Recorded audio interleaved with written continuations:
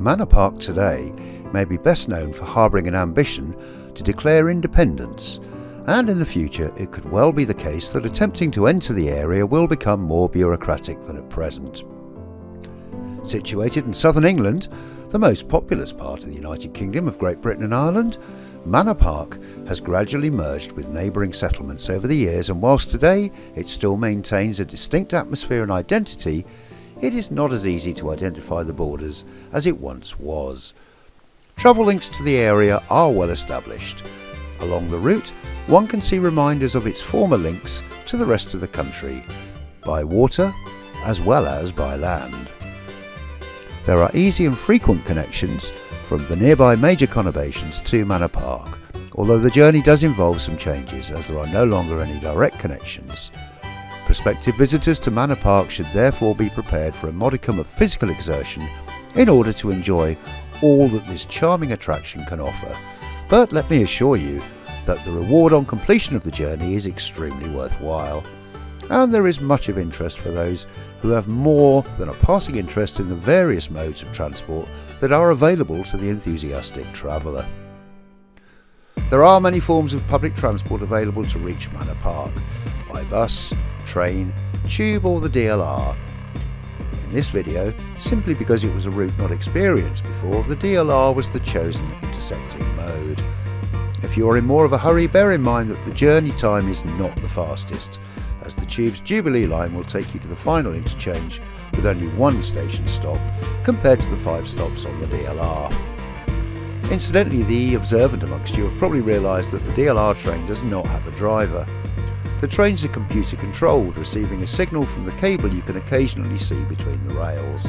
If a train does not receive a signal from the cable, it will automatically stop. There is a member of staff on board whose role is to operate the doors, check tickets and passes, and answer passenger inquiries. Although sufficiently far away from the bustle of the big city, the journey, often passing through areas of a more rural nature, offers occasional views of the distant vista of some of the more outstanding architecture in the nearby centres of population. Along the DLR route is the station of Abbey Road.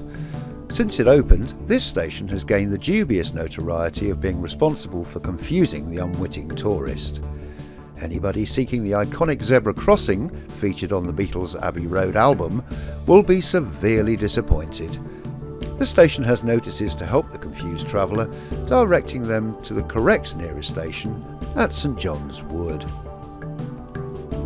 Manor Park has had a very interesting history, like many places having what at first sight appears to be a confusing array of development stages, and dating back well before the Domesday Book to around at least 600 AD.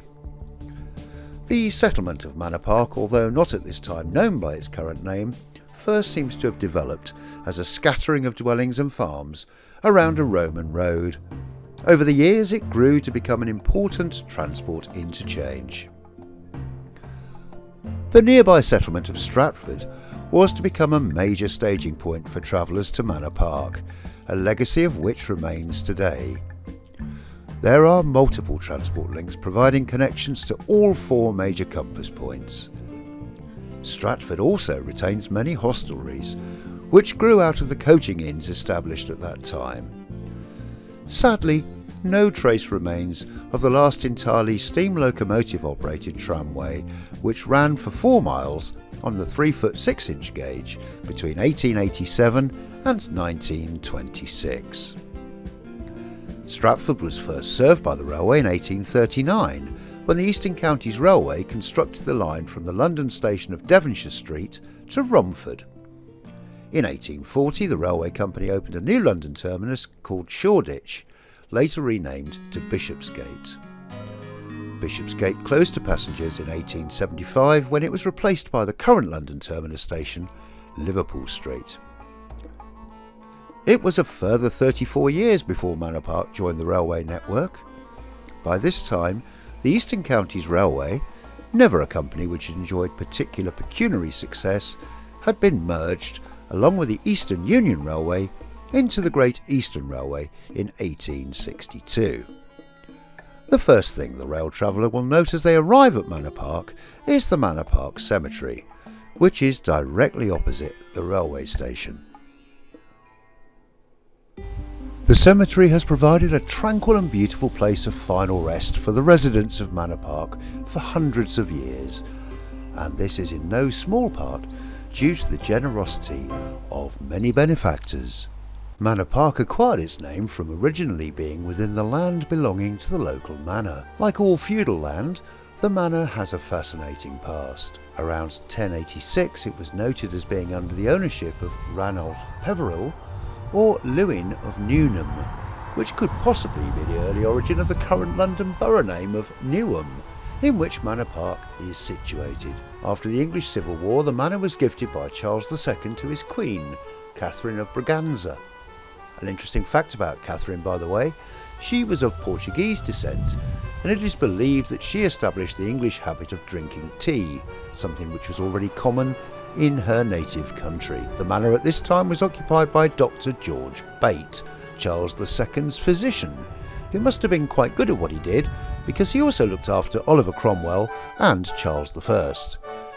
Well, he didn't do too well with Charles I, but I guess a cure for cranial amputation was a little beyond the medical science known at the time. As well as its rail connection, already mentioned earlier, Manor Park today is served by a number of bus routes. Certainly on the evidence of what was seen during this visit, the bus service seems to follow the usual pattern of buses only arriving in pairs, presumably for their own protection.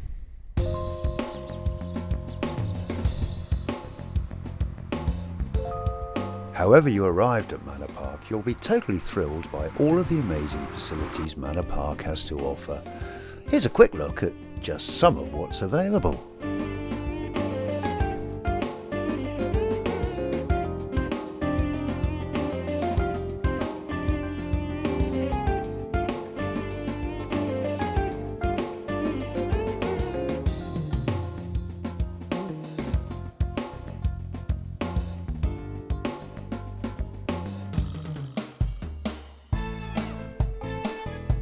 As a consequence of its history as a staging point along the major routes, Manor Park retains many charming and welcoming pubs. The locals seem very friendly, and they certainly know how to compliment new visitors. You crazy person.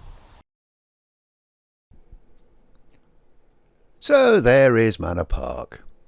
One thing that may intrigue the casual visitor or rover is the discovery that Manor Park has a special designation as a breeding site for the output of the good people of Solihull.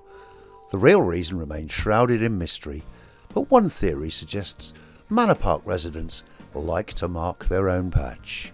And who can blame them? See you next time.